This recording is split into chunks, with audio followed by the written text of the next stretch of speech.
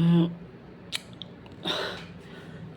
ma mangayo lang ko pasensya o sorry sa tanan kay kinahanglan mo ko kumuatin og event gahapon god.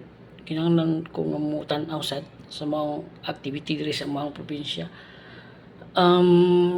Kay bao ko sukad na gini gahapon hangtod karon, grabe gyud kainit ang panahon, grabe kayo, as in like ma-feel gyud nimo. So sorry gyud kayo kay tungod gyud to nako kay ninggawas man gud ko hot ba ako kayo, nakadugang gyud to siya sa kainiton sa panahon karon.